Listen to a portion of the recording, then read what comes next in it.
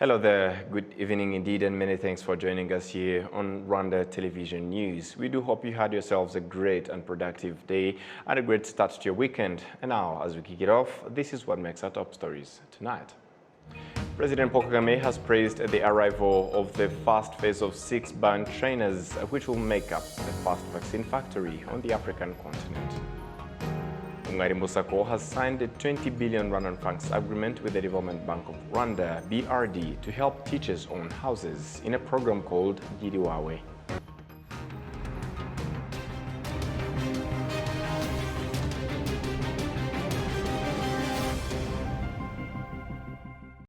It is a great pleasure having your company tonight, coming to you straight from the heart of Africa, Kigali. My name is Sam Kalisa. As we kick it off, let us inform you that President Paul Kagame praised the arrival of the first phase of 6 band trainers, which will make up the first vaccine factory on the African continent. Through his Twitter page, President Paul Kagame said, I quote, "It is a historic milestone today as the first biotech group band trainers arrived in Rwanda exactly 3 years since the first COVID-19 case was detected in our country. This system will allow end-to-end mRNA vaccine production in Africa for the first time." The head of state extended his appreciation to Ugur Sahin, founder and CEO of BioNTech, Uzlem Turechi, co-founder and chief medical officer of BioNTech, Sierra Potting, BioNTech chief operations officer, and the whole BioNTech team for the outstanding partnership. President Paul Kagame also thanked the Canap Foundation, the International Finance Corporation, the World Health Organization, and the Africa CDC for the partnership in achieving this milestone. The BioNTech maintainers arrives in Rwanda following the Memorandum of Understanding that was signed in October 2021 between the government of Rwanda and BioNTech to initiate the construction of the vaccine factory. Vaccine production is expected to commence approximately within 12 to 18 months after the installation of the maintainers. Still on this particular matter, the government of Rwanda has received the first phase of 6 maintainers, which will make up the first vaccine factory on the African continent, which usually imports 99% of its vaccines. We do have the detailed report with Adam Kwizera. An important step towards the first vaccine factory in Rwanda was made on Monday when the first module vaccine factory containers, known as BioNTech, arrived at Kigali International Airport. The 6 BioNTech were brought by Antonovo airplane, which is the world's biggest air cargo. The Minister of Health, Dr. Sabin Nsanzimana, pointed out the benefits expected from this BioNTech vaccine factory. This time, BioNTech of this kind are actually coming on our continent, and specifically in our country, in Rwanda. So it came through a process of partnership. But because Rwanda actually was the first country to use mRNA vaccine on this continent, and we used more than 50% of Pfizer-BioNTech vaccine in Rwanda. And from there, the partnership was built from the top leadership. His Excellency, our President himself, has been really advocating for our continent, for Africa, that we should not be the last on the queue asking for vaccine or for medicine if we can produce them here on our continent. So now it's a dream becoming reality because of his efforts, the teamwork, the partnership. Minister Nsanzimana also emphasized that education and research institutions will also benefit from this factory. We see already many people in training. There are many other systems that are setting up. It's an entire ecosystem of teaching, of research, but also making infrastructure that will make what we have in our arms as a vaccine, or what we swallow as a pill, as an injection. It doesn't come from just a maintainer. It comes because there are people behind it who are working hard to link the disease and the research and the solutions. Thank you. So this is an open opportunity for researchers and also for students who learn from the high-tech high technology that is coming. Rwanda became the first country to receive these BioNTech before other countries, including Senegal and South Africa, that also have agreements with BioNTech to build vaccine and medicine factories. The chief operating officer at BioNTech, Dr. Siak Porting, noted that Rwanda has chosen to be a model in this broad project that aims to help Africa in the production of vaccines and medicines. Rwanda, we decided to be the first country, as a pioneer country, to start. Yeah? We broke ground already, we're building the hall, and so this is really a win-win for Africa actually, and for Rwanda and for BioNTech actually. We can pioneer our technology here with the help of Rwanda and the African Union. And I think what we see is there's lots of local support, and so we have broken ground already. The government moved mountains literally, because it was a wild piece of land with a slope, and now it's flattened actually, and we started. So I think the help is really tremendous that we gain here in Rwanda. This factory will operate in the Special Economic Zone, Masoro, in Kigali City, which will have the capacity to produce more than 50 million doses of vaccines per year. As to that, it will produce various vaccines, including COVID-19, cancer, malaria, tuberculosis, and AIDS that have reached the end of trials. It is expected that a batch of other equipments from the factory, including 6 more BioNTech, will arrive in Rwanda in the next few months. Hence to that, first vaccines produced by this factory will be launched at the market before the end of this year. This huge project is worth of 100 billion Rwandan francs, where currently 9 Rwandans are working in this factory, as it is expected that in 2024 the number will rise to 100 workers after learning from BioNTech experts. Adams Kwizera, RTV News. Thank you, Adams, for the detailed report. Moving ahead, President Paul Kagame told the participants of the Global Security Forum, which is taking place in Qatar, Doha, that the lessons from the history that Rwanda has gone through have become the basis of the development of the country has achieved. In this 3-day meeting, President Paul Kagame pointed out that Rwanda is doing everything possible to develop, and that the country is ready to collaborate with others in this journey in order to ensure that what happened in the past will not happen again. President Paul Kagame also shared with the participants of this Global Security Forum Rwanda's experience in building reconciliation after the conflict, and the way Rwanda used to rebuild itself after the genocide against the Tutsi. Moving ahead, in what is expected in just a few days from today, football observers state that Rwanda hosting the 73rd General Assembly of the World Football Governing Body, FIFA, is a great opportunity to the country's football sector. The 73rd General Assembly of the World Football Association, FIFA, is set to kick off on the 16th March in Kigali. This comes after the FIFA Executive Committee meeting was held in Kigali in 2018. The General Assembly is the highest gathering of the World Football Governing Body. Football observers say that it is important that Rwanda is going to host this conference. Some of the considerations for the country to be accepted to host this meeting include the country's security, hotels, development in terms of communication, so that people will not have any problems while they're there. It's a good way for the country to appear. I participated in meetings like this, about 3 of them. People are wondering about that country. The country shows itself and looks at security, its development, its infrastructure and governance. The FIFA General Assembly is attended by 211 FIFA member countries. Each country is represented by 3 people. The conference takes place annually since 1998. In this 73rd Assembly that will be held here in Kigali, it is expected that the next president of FIFA will be elected. November 16, 2022 was the last day to submit candidature for FIFA presidency, and there was only one candidate, Gianni Infantino, 52 years old, who wants to continue leading FIFA for the 3rd term of 4 years. The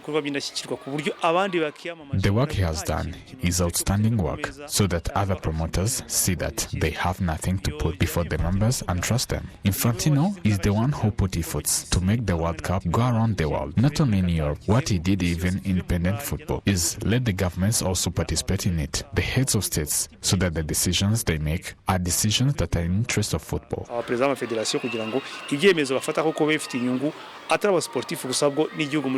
This football analyst finds that there is something that Rwanda should learn from hosting these important meetings. It's a meeting that should leave them with many things that include cooperation in development of football, construction of stadiums, training of referees, and teachers about football.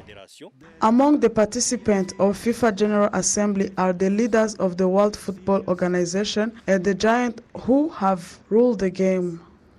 Jessica Agasaro, RwandaTV News.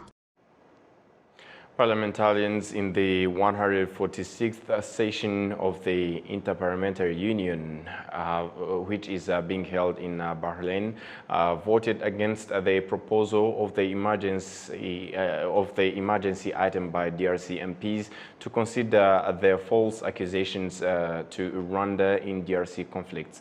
The Vice President of the Rwandan Senate, Honorable Nyirasafari Esperance, noted that these accusations are aimed at nothing more than to blind the international community from the reality of what is happening in the DRC. These false accusations aim to distract this assembly from the real cause of the continued conflicts in eastern DRC and its impact on the security of neighboring states, including Rwanda.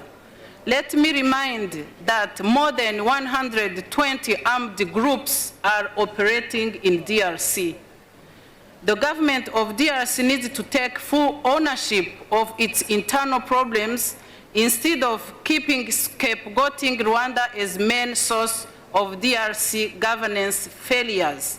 It should refrain from hate-spreading speeches against Kinyarwanda-speaking Congolese, especially Tutsi Congolese and their killings.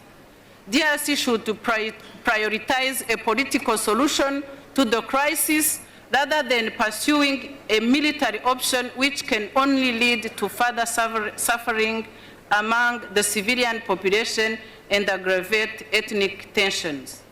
FDLR, a genocidal militia that fled to Congo after killing more than 1 million of Tutsi in the genocide against Tutsi in Rwanda in 1994, is still active in DRC in collaboration with the DRC Army and remains among the biggest threats to peace and stability to Rwanda.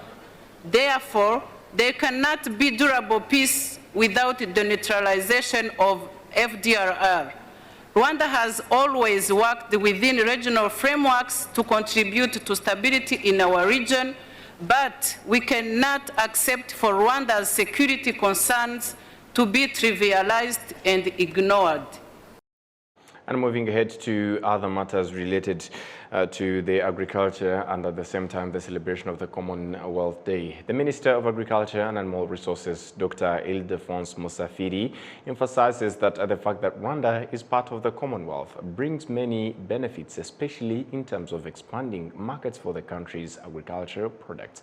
The British High Commissioner to Rwanda, Omar Dare, expressed his country's willingness to increase cooperation with Rwanda. Betty Motoni with more. On 13th March 2023, Rwanda joined UK and other member states in the annual celebration of Commonwealth Day. This comes as two countries enjoy bilateral cooperation in various fields like agriculture, environmental protection, and climate change. We work together in a lot of ways. For example, at COP27 in Sharm el-Sheikh, we announced a £7 million grant to the new green investment facility in Rwanda, which will help attract private green investment to Rwanda. But we also work very closely together on the Africa Centre of Excellence on Sustainable Cooling, which is here in Kigali. Kigali and is co-funded between the UK and the government of Rwanda, which is helping farmers get their produce to market in a sustainable way.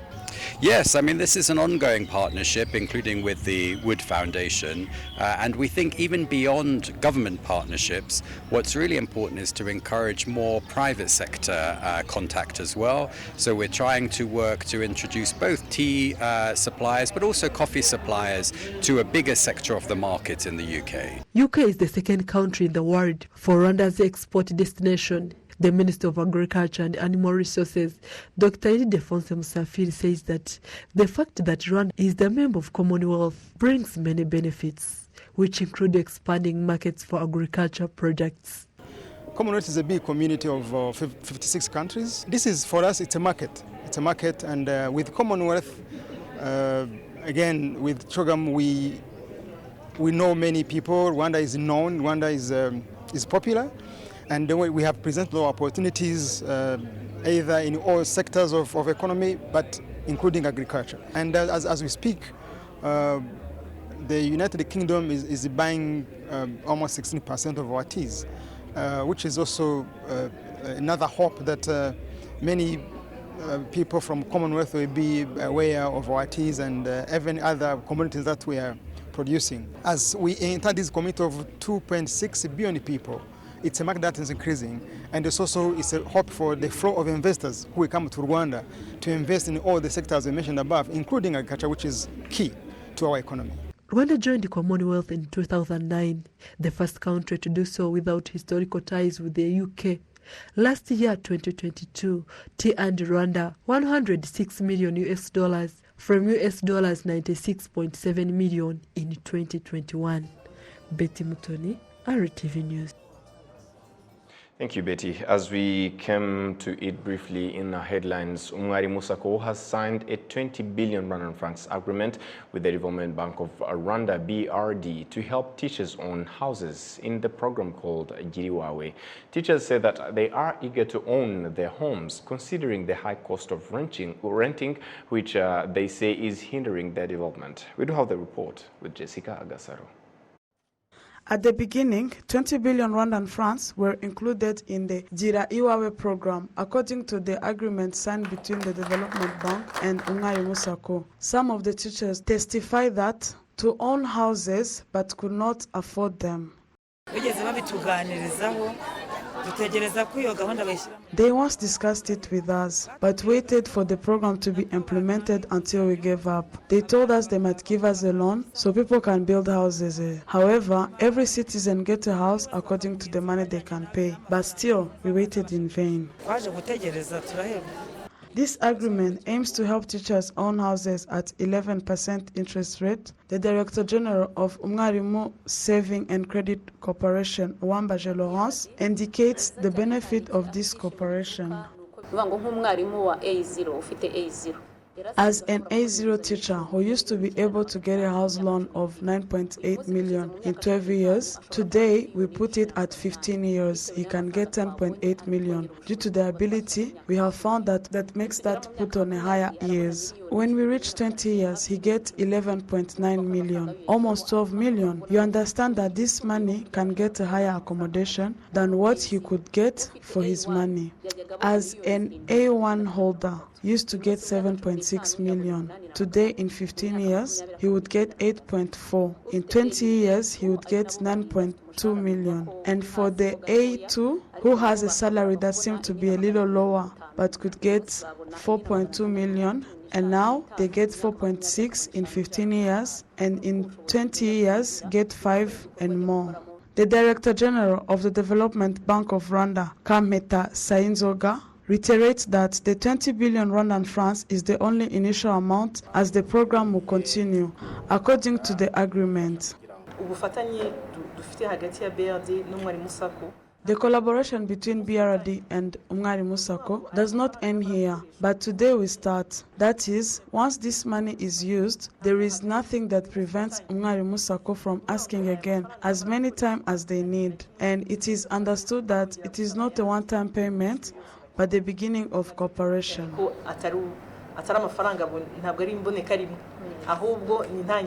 The The administration of Umwarimu Sacco says that under the Gira Iwawe program, 1,900 teachers have applied for loans. Jessica Gasaro, RTV News. Now, moving ahead, on Monday in the Rwanda Peace Academy located in Musanze district, a 2-week course for the United Nations staff officers kicked off. The training is for the equivalent ranks of captain to lieutenant colonel for service as staff officers in the UN multinational and sector headquarters and UN peacekeeping missions or within national contingents. 24 officers of RDF with the ranks of captain, lieutenant colonel will be undergoing this 2-week training. They say that they are hoping to gain important knowledge.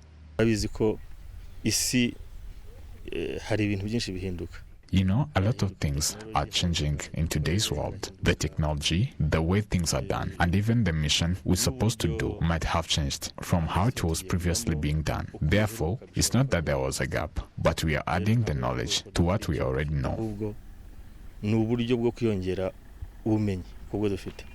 This course incorporates it all. Among these officers include some in the logistics, gender promotion, and other units. I believe we are going to be trained in all those to help us perform our duties better. The course was funded by the government of the United Kingdom, UK, and is organized in partnership between the Rwanda Peace Academy, the British Peace Support Team, Africa, and the Rwanda Defense Force. Major Terry Williams is the Chief of Staff of the British Peace Support Team, Africa. This is part of a long investment and involvement that the British government through the British Peace Support Team Africa has had with this institution and this course in particular. So as part of the UK's commitment to United Nations operations, we've been helping to train staff officers across Africa to be able to perform their duties to the UN standard. We've previously sent our own instructors here to teach on this course, and now the previous students that have been on this course are now coming back as facilitators and instructors. So this is part of the end process and a story of success of the UK being able to step back and allow the RDF instructors to teach on this course now. So they'll be able to understand the UN processes and procedures of how to interact with other UN staff officers. So having a UN standards mean that people from all different countries can come together and they understand how to work together in an appropriate way.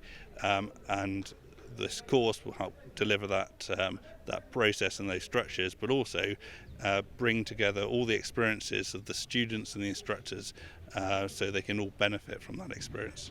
The director of the Rwanda Peace Academy, retired Colonel Gilles Taremara, says that the uniqueness of this course is that for the first time, trainers are from Rwanda.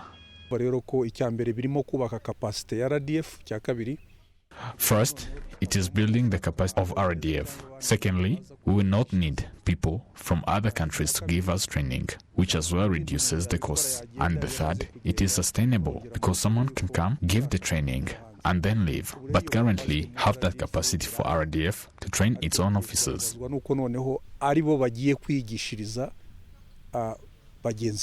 49 Rwanda Defense Forces officers received the training last year, and they gained the ability to train others who are preparing to go to the United Nations missions. Adam Squizera, RTV News.